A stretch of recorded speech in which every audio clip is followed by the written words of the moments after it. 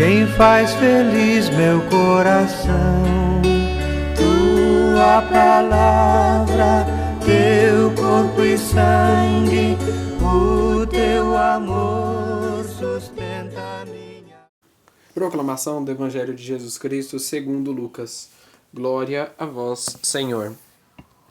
Jesus foi à cidade de Nazaré, onde se havia criado, conforme seu costume. No sábado, entrou na sinagoga e levantou-se para fazer a leitura. Deram-lhe o livro do profeta Isaías. Abrindo o livro, Jesus encontrou a passagem onde está escrito: O Espírito do Senhor está sobre mim, porque ele me consagrou com a unção, para anunciar a boa notícia aos pobres. Enviou-me para proclamar a libertação aos presos e aos cegos a recuperação da vista, para libertar os oprimidos e para proclamar a um ano de graça do Senhor. Em seguida, Jesus fechou o livro e entregou-o à mão do ajudante e sentou-se. Todos os que estavam na sinagoga tinham os olhos fixos nele. Então Jesus começou a dizer-lhes: Hoje se cumpriu esta passagem da Escritura que vocês acabaram de ouvir. Todos aprovaram Jesus, admirados com as palavras cheias de encanto que saíram da boca, e diziam: Este não é o filho de José? Mas Jesus disse: Sem dúvida, vocês vão repetir para mim o provérbio: Médico, cura a ti mesmo. Faze também aqui em tua terra tudo o que ouvimos dizer que fizestes em Cafarnaum. E acrescentou: Eu garanto a vocês, nenhum profeta é bem recebido em sua pátria. De fato, eu lhes digo que havia muitas viúvas em Israel no tempo do profeta Elias, quando não vinha a chuva do céu durante 3 dias e 3 anos e 6 meses, e houve grande fome em toda a região. No entanto, nenhuma delas foi enviado Elias, e sim a uma viúva estrangeira que havia em Sarepta, na Sidônia. Havia também muitos leprosos em Israel, no tempo do profeta Eliseu, e apesar disso nenhum deles foi curado, a não ser o estrangeiro Naamã, que era sírio. Quando ouviram essas palavras de Jesus, todos se levantaram e ficaram furiosos, e expulsaram Jesus da cidade. E o levaram até o alto do monte, sobre qual a cidade estava construída, com a intenção de lançá-lo no precipício. Mas Jesus, passando pelo meio deles, continuou o seu caminho. Palavra da salvação, glória a vós, Senhor. Meus irmãos e minhas irmãs, que as palavras do Santo Evangelho perdoem os nossos pecados. Amém. Da outra vez que nós escutamos este mesmo Evangelho, eu recapitulei com vocês sobre a intenção de Jesus de estar em casa. Como é a vida em casa? No Evangelho de hoje, outro ponto de reflexão é trazido por Jesus. Se no Evangelho passado Jesus falava, se na última vez que nós lemos esse Evangelho, Jesus trazia uma psicologia sobre o ponto da vida dentro da sua cidade, dentro da sua terra natal, de como você era excluído, Jesus traz um ponto dentro da sua família, dentro da sua casa, da onde você mora, como você é tratado. O tratamento bom, o tratamento digno, o tratamento fiel a uma outra pessoa, dentro da família e fora dela, só é bom mesmo a partir do momento em que a outra pessoa gosta daquele tratamento. Por mais que, mas é meu irmão, meu primo, meu vizinho, por mais que seja um parente. Nós devemos e nós conhecemos que nós devemos tratar bem o outro. E não é à toa. O outro merece isso porque ele é nosso parente. Fora e dentro da vida da igreja. Se dentro da vida da igreja ele é como nosso irmão, fora da igreja ele é como nosso parente também. O tratamento fiel ao outro não é só você comportar como o outro e concordar aquilo que o outro fala. Isso não é um tratamento bom, mas um tratamento bom é você estar ao lado dele quando ele necessita, quando ele precisa, o necessário para que ele precisa. Muitas das vezes nós se colocamos numa posição de que só eu que mando, de que só eu que me comporto como a autoridade da casa, como a autoridade única. Isso se chama uma forma de exclusão, porque quando você se coloca nesse ponto, você está excluindo os seus outros irmãos que também convivem com você naquele mesmo recinto, que também convivem com você naquele mesmo local. Por mais que você seja o pai ou o filho mais novo. Existe sim essa questão do balanço. Não é a autoridade maior. Tudo bem que o pai e a mãe merecem sim e devem ter a autoridade maior. Eu não estou falando para ninguém baixar. A autoridade maior é o pai e a mãe que mandam. Porque enquanto você estiver na casa deles, eles é que mandam, porque a casa deles não é sua. Você não chega na hora que você quer em casa. Da mesma forma, eles também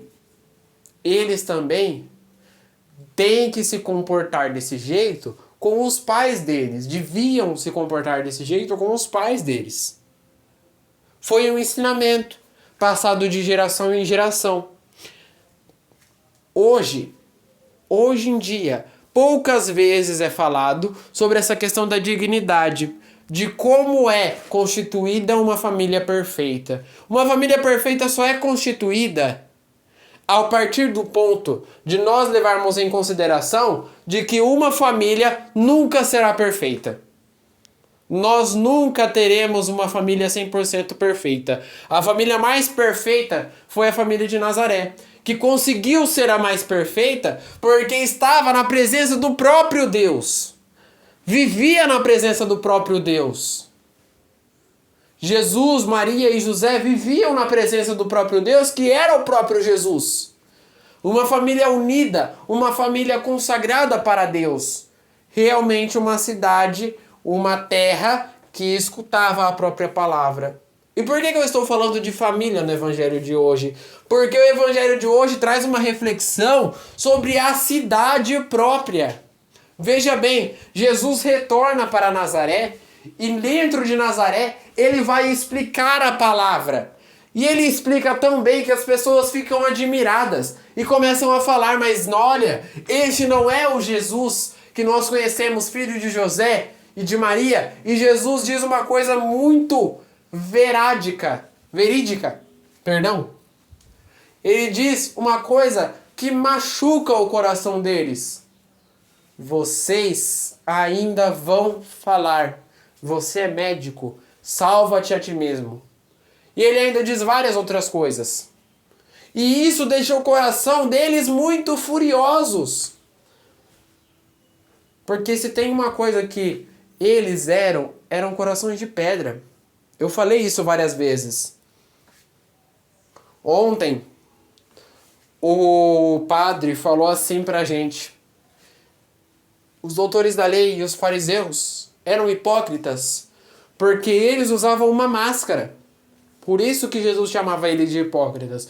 A máscara que era, eu conheço todas as leis, por fora eu conheço todas as leis, mas eu não ajo como elas dizem. Eu conheço todas as leis, mas eu não sigo elas. Porém, eu estou a todo momento corrigindo o outro para que ele não faça errado. A ordem de supremacia vem daí. Daí que nasce aquela ideia de psicologia que nós temos de que só eu que mando, de que só eu que ordeno, que eu que faço. Reconhecer que nós não somos os maiores dentro da nossa família e dentro da nossa sociedade, reconhece também os erros. Porque daí você não erra e fica bravo porque você errou. Você erra e tenta corrigir o que você errou. Quantas vezes eu não fiquei bravo porque eu errei alguma coisa? Né? Se tem uma coisa que eu não gosto, eu já vou falar isso pra vocês. Se tem uma coisa que eu odeio, errar. Errar eu não gosto. Eu odeio errar. Isso é verdade. Isso é dentro das pastorais, em casa, na escola, na sociedade em si. Com o tempo, eu fui reconhecendo que errar é cotidiano. Nós somos humanos, nós vamos errar comum. É comum nós errarmos na sociedade. O que nós devemos saber é ter humildade para corrigir nossos erros. Não é falar, não, mas tá certo, e que ficar lá batendo boca porque tá certo, porque tá certo, porque tá certo, no fim você tá errado. Mas é você abaixar e reconhecer, não, realmente, você tá certo.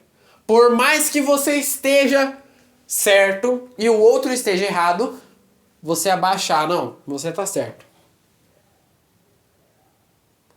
Por quê?